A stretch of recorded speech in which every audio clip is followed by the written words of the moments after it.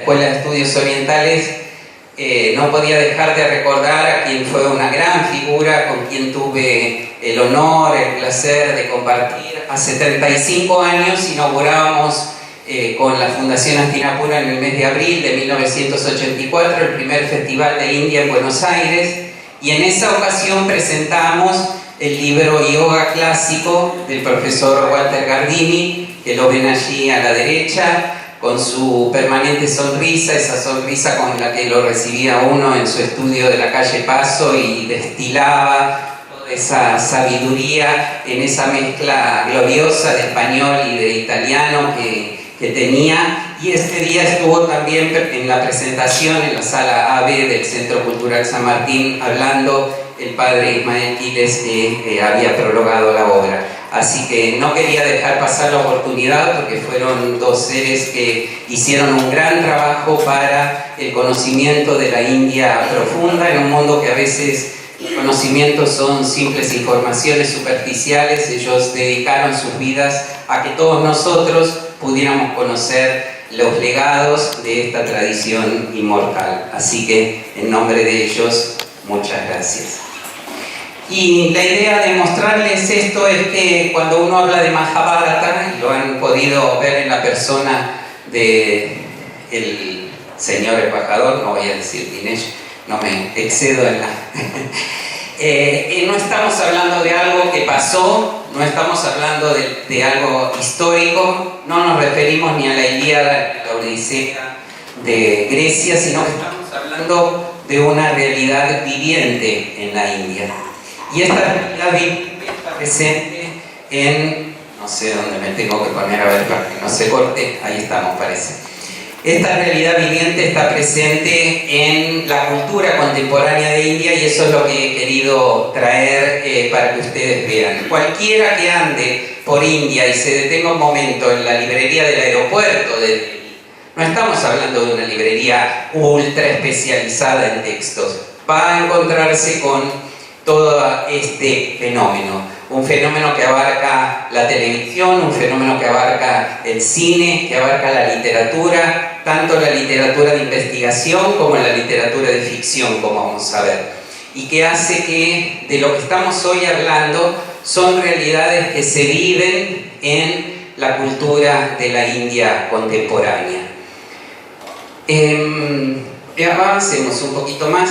En uno de los viajes nos encontramos, creo que estábamos en ese viaje con Heidi, nos encontramos que leímos en el diario, estaban dando en la televisión una historia muy conocida del Shiva Purana, hecha novela, se pasaban todos los días los capítulos, fue una serie de 820 capítulos a lo largo de 3 años. Herki Mahadev, y había salido en la primera plana que Parvati se peleaba con Shiva.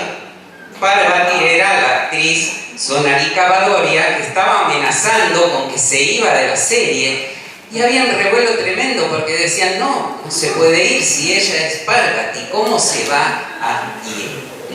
Esto para que tengamos el ejemplo de que estas historias están imbricadas dentro de la práctica cotidiana de la vida social de la India. Este es un pequeño recorrido, avancemos un poquitito más, simplemente para ubicarnos.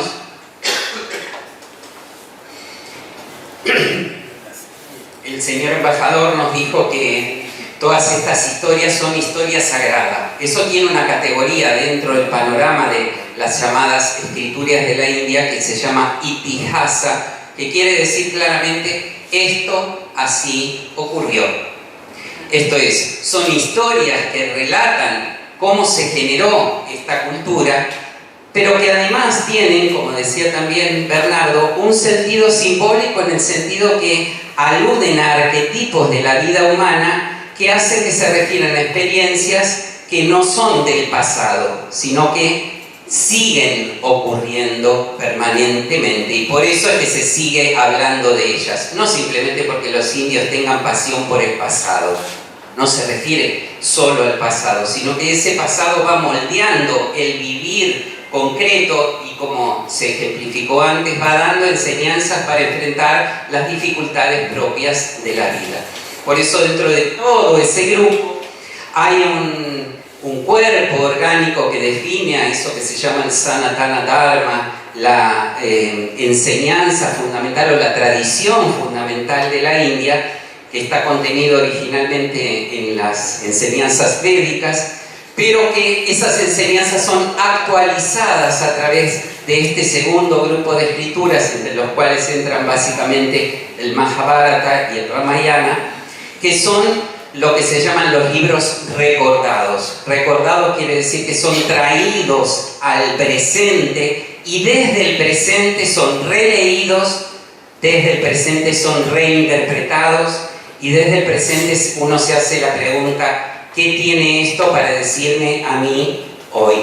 Eso es lo que hace actualmente la cultura de la India, y lo que estoy tratando de mostrar es cómo lo hace en el ámbito de la cultura popular. Sería diferente si indagáramos en la cultura académica o en los círculos tradicionales de las órdenes, de los swamis, de los ashrams, etcétera, etcétera.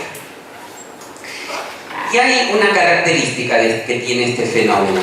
En primer lugar, es un fenómeno que ha nacido fuera de los ámbitos académicos y tradicionales. Vamos a ver que sus participantes provienen de otros lugares, no son ni académicos ni son swamis pertenecientes a las órdenes tradicionales. Se basan en las fuentes tradicionales, pero con otros criterios, y plantean esto que en inglés se llama el retelling. Esto es, volver a contar estas historias sagradas.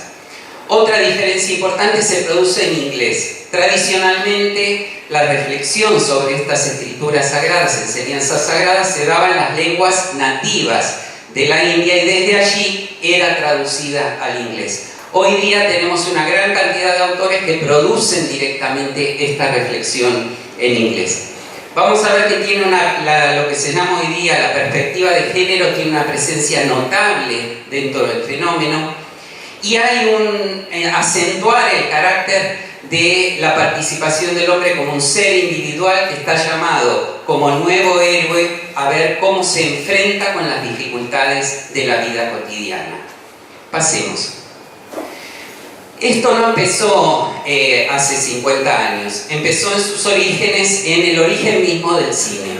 En el año 1913 se produce el primer largometraje de India, y su contenido es una historia sagrada que está desde ya dentro del Mahabharata, como en tantas otras obras, que es la famosa historia del rey Harishchandra. Una historia tremenda, desgarradora, de lo que es el sentido, la encarnación de ese dharma, de este hombre que compromete su palabra y por su palabra es capaz de entregarlo todo, porque su palabra y el dharma en torno a su palabra así lo marca. Fue una película que marcó justamente el inicio de hoy día una de las grandes industrias de la India, pero fíjense cómo marca la tradición sagrada para lanzarla. Pero modernamente hay un hito en cuanto a la introducción de todas estas historias en la cultura popular de la India, que está dado en el año 1967, por un personaje con ansias bastante parecidas, como contaba Hugo, a las ansias que tenía este bengalí, Anand Pai, a quien luego cariñosamente en India lo llamaron Uncle Pai. Era un joven caricaturista que se encontraba en el año 1967 caminando por Carol Bagh. Quienes conocen él y saben que es uno de los barrios más comerciales, y se detiene en un negocio en una esquina porque ve una televisión. En el año 67 poca gente en la India podía ver televisión. Y en la televisión la cadena Doordarshan, que es una de las cadenas oficiales, estaba organizando un programa de preguntas y respuestas. Entonces le preguntaban a niños de la escuela: ¿quién es la madre de Rama? Rama es el personaje central de la epopeya del Ramayana.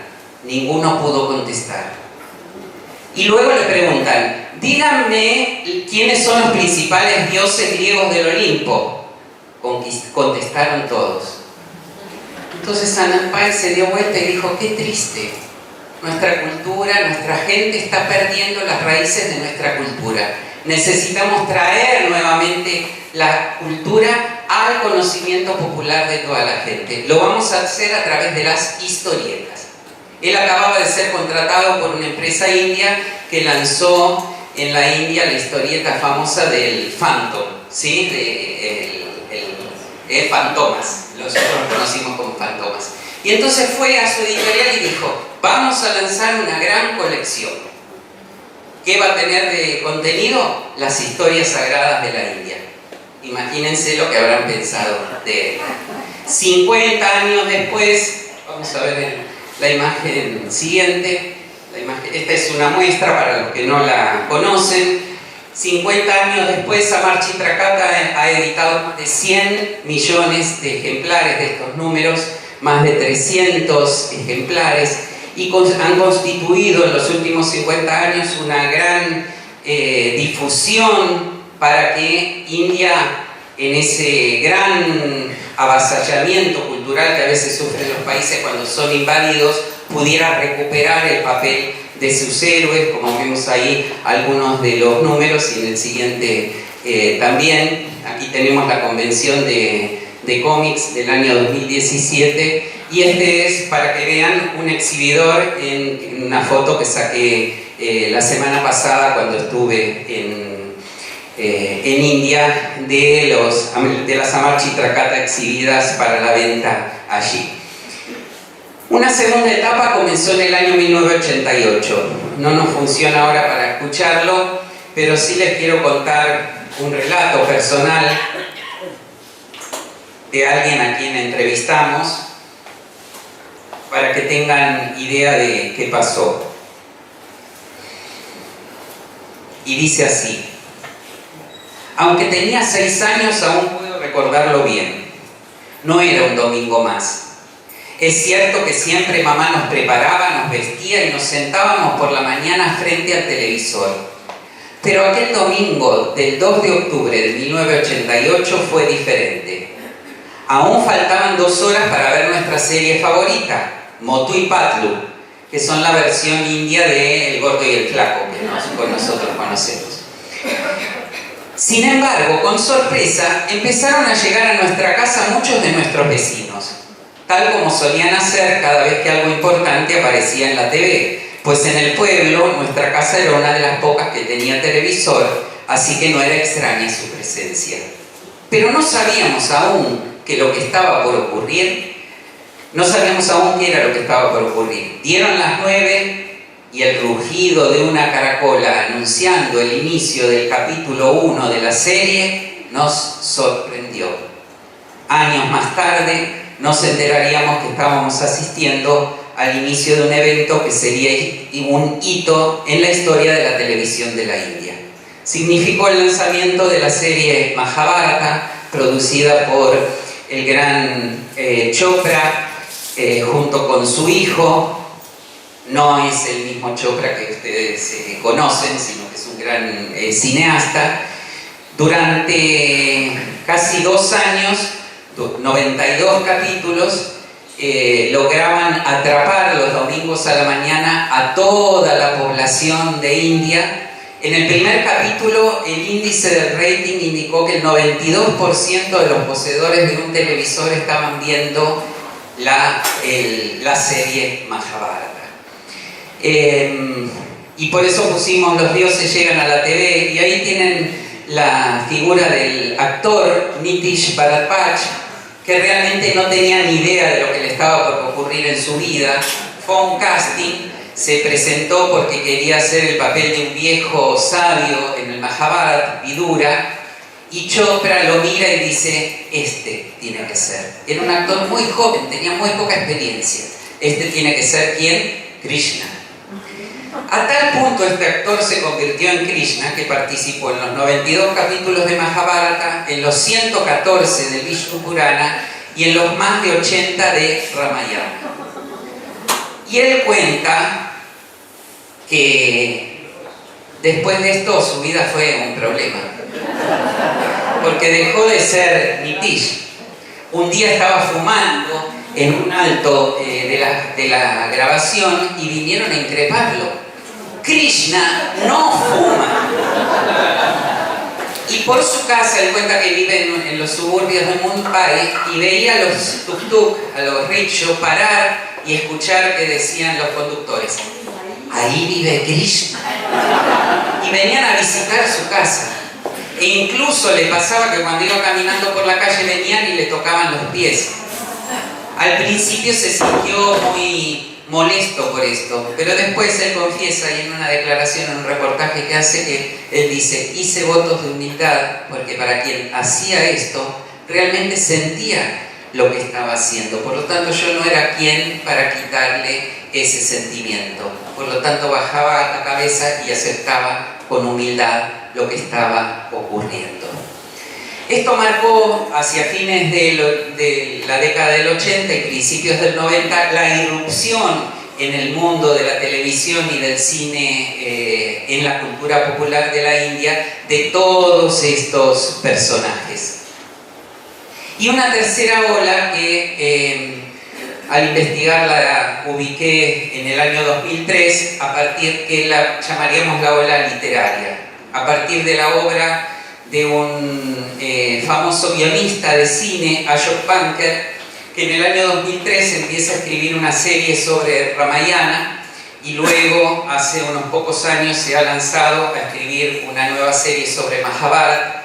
Al día de hoy se ha mudado a Estados Unidos, vive en California y hace unos años que está tratando de convencer a la Disney de hacer la versión animada del Mahabharata. Banker lo que genera es la aparición en el campo de la literatura popular de India, escrita en habla inglesa, de tres géneros básicamente. En primer lugar, esto que se llama el retelling, esto es volver a contar las historias desde el criterio y desde la perspectiva de una persona que vive hoy día en el siglo XXI.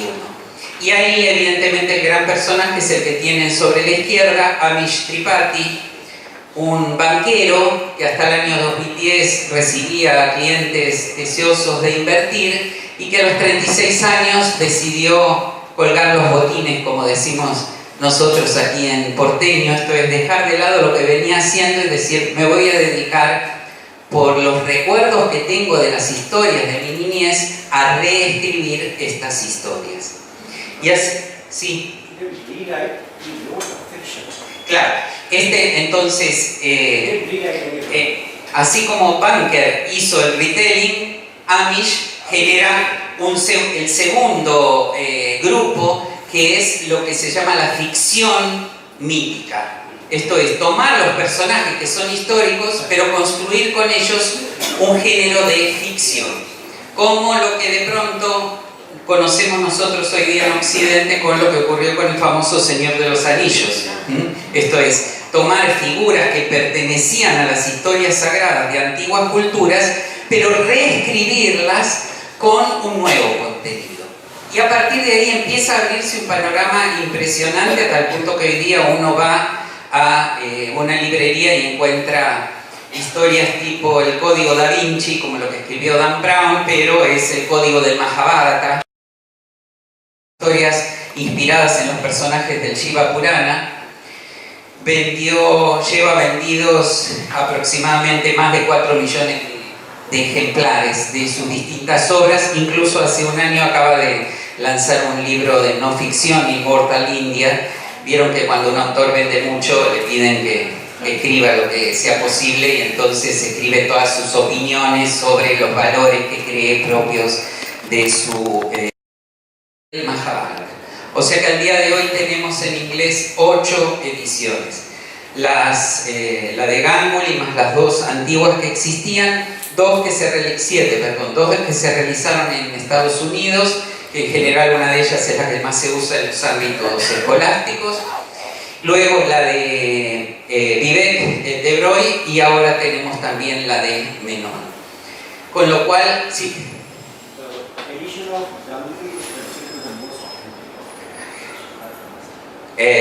Nos recuerda el señor embajador que la edición de Ganguly, que es justamente la original y de la que Hugo hizo la traducción, es considerada la más auténtica porque, aparte, como él explicó, Ganguly lo que hizo fue reunir diferentes tradiciones que existen, porque incluso existen ediciones del Mahabharata no solo en sánscrito, sino en otros idiomas locales, que a veces incluyen cambios en las historias. Entonces, por eso el gran trabajo que hizo Ganguly. Con esto lo que queríamos mostrarles es que eso que en los textos se llama la tradición viviente es un fenómeno que ocurre en la realidad. Esto es, cada nueva generación toma los elementos que ha recibido y elabora con ellos.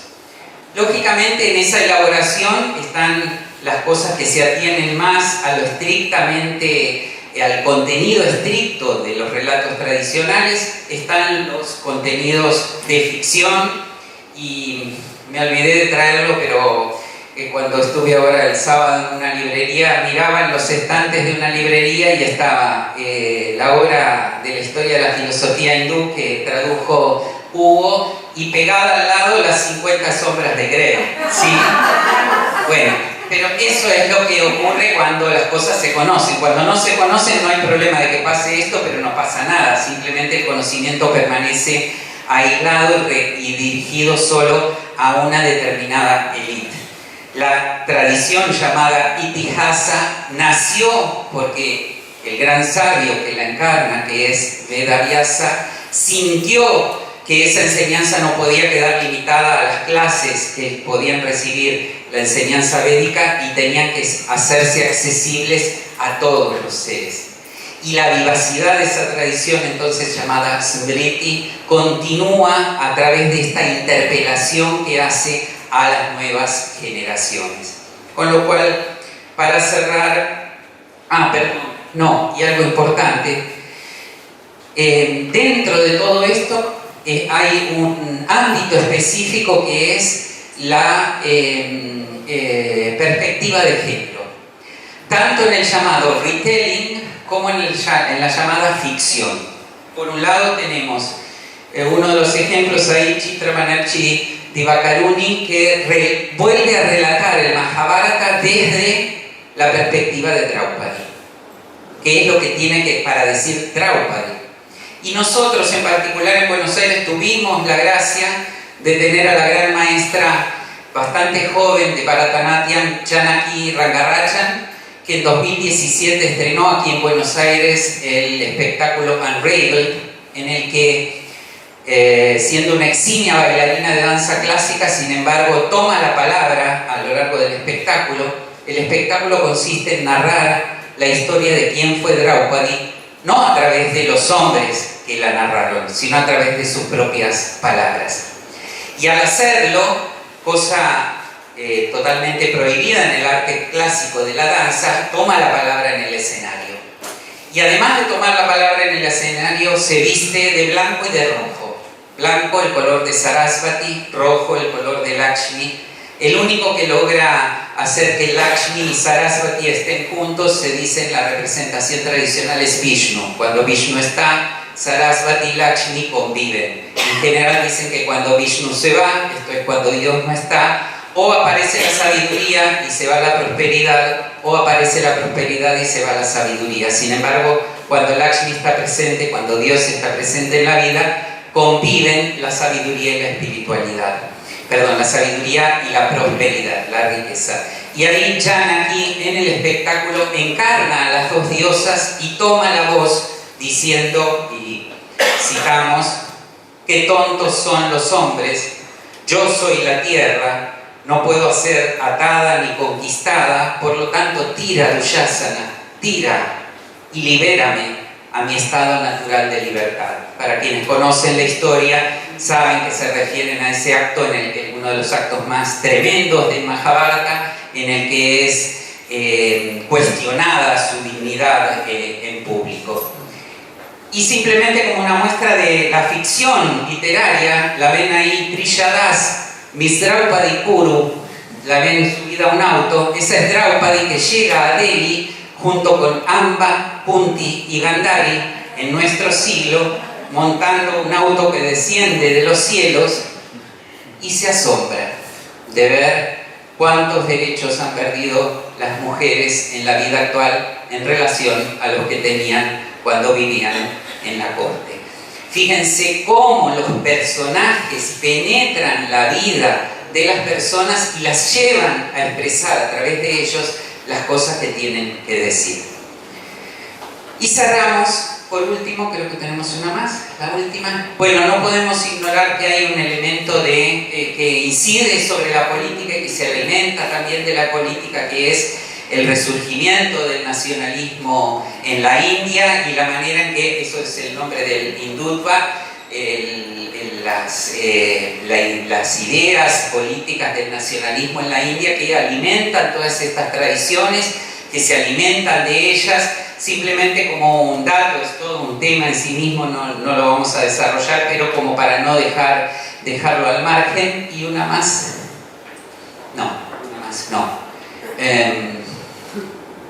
no llegamos, algo pasó con ese PowerPoint.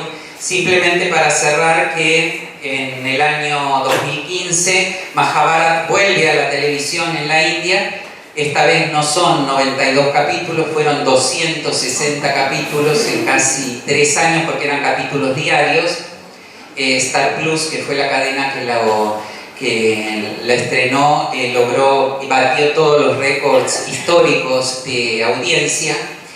Esto en cuanto a volver a contar la historia. Y en cuanto a la ficción, muchos incluso aquí lo pueden haber visto, fue lanzada en el 2016 y luego fue distribuida mundialmente por la cadena Netflix, la serie Dharmakshetra, en que se recrea una ficción de un juicio en el que durante 26 días los 26 personajes centrales del Mahabharata son llevados a juicio y Dinesh hoy lo mostró claramente, estas decisiones conflictivas que a veces los personajes tienen que tomar, y que cuando uno se replantea esas decisiones, por lo tanto tiene que vincularse con su propia vida y decir, bueno, ¿qué peso tienen mis decisiones en mi propia coyuntura de vida?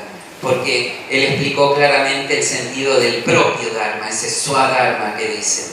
Esto es, ¿qué estoy llamado yo a hacer en una circunstancia concreta? Y por eso desde esta ficción van pasando todos hasta Krishna. Krishna no se salva porque aparte es uno de los que muchas veces más contrasta con sus decisiones al supuesto Dharma interpretado. Simplemente vamos a cerrar con una imagen que es un espacio que muchos pueden haber visitado en la India, al norte de Delhi, a unas 4 o 5 horas se encuentra el lugar Kurukshetra, la ciudad de Kurukshetra, sede de una importante universidad de India. Y ahí en particular se encuentra el campo en el que esta batalla tuvo lugar, porque como bien explicó Dinesh, estos no son hechos referidos a la imaginación de los autores, y allí hay un árbol bajo el cual se cree que se dice, y está la imagen de que Arjuna, que entre paréntesis no podemos dejar de mencionar que Arjun y Argentina estamos muy ligados, porque Arch en sánscrito es lo que brilla, y nosotros nos llamamos Argentina porque el signo plata es argentum en latín, y desde ahí derivó a que cuando los conquistadores llegaron, vieron brillar a nuestro río y nos llamaron Argentina, la que brilla como la plata. Así que tenemos una raíz que nos une a la patria de los Arjun, de los que brillan, de los que están en busca de la luz. Y ahí en Yotisar uno tiene la oportunidad de sentarse debajo de ese árbol en el que Arjun escuchó de boca de Krishna las palabras del Bhagavad Gita. Mal digo escuchó, porque no es escuchó, es escucha, porque esas palabras se siguen escuchando. Se siguen escuchando debajo de ese árbol, se siguen escuchando en el jardín de los ciervos, en Sarnath, donde el Buda sigue hablando. Se siguen escuchando en el monte en el que Jesús sigue dando su sermón, porque estas palabras para el que está dispuesto a escuchar, y dicen en la India que el voto principal del buscador de la verdad es Shravana, esto es el arte de abrir el corazón para escuchar y escuchando hacer que resuene dentro de nuestro propio corazón esas verdades que no son ni de la India, ni del Buda, ni de Jesús, ni de ninguna religión, y por eso la palabra religión no las agota, sino que son de la propia naturaleza humana. Y esa es la gracia que Hugo a través de su obra nos permite, porque cuando vayamos a leer, recordemos que no vamos a leer, vamos a escuchar, vamos a disponernos en esa atenta escucha a la que nos invitan los eternos sabios de la India. Hemos tenido la oportunidad de estar en el Vyasa Gufa, a 4.200 metros de los Himalayas, en una cueva donde en uno de los pocos lugares que los indios ponen las referencias históricas, dicen aquí hace 5.117 años fue escrito el Mahabharata por Vyasa, y cuando entramos dentro de esa cueva, que era como chiquita como esa esquina, no encontramos algo histórico, encontramos un pandit que estaba predicando ante 7 personas que no entrábamos más ahí, diciendo: Vyasa no pasó, Vyasa está vivo, y Vyasa sigue enseñando, y Vyasa está presente a través de su enseñanza. Y increíblemente estábamos con Heidi y no podíamos creer que nosotros sabíamos que eso era así, porque Hugo y toda la obra pedagógica que Ada Albrecht ha iniciado en la Fundación Hastinapura mostraba claramente que era así, y que ese pandit no hablaba del pasado, hablaba de lo que sigue ocurriendo. Cada vez que un alma se dispone a escuchar, hay un sabio que se dispone a ser instrumento de la verdad divina, y esa es la gracia que hemos tenido todos los que inexplicablemente no sabemos cómo la sabiduría cruzó nuestras vidas, y como es demasiado lo que hemos recibido, tratamos cada uno desde su lugar, Hugo, Carlos, Bernardo, Dinesh, Gustavo y cada uno de los que estamos aquí sentados, ser eslabones en esta eterna cadena, como dicen en India, del Sanatana Dharma, de aquella enseñanza que no tiene inicio y no tiene fin. Así que desde ya, muchísimas gracias a ustedes y a todos los que me precedieron.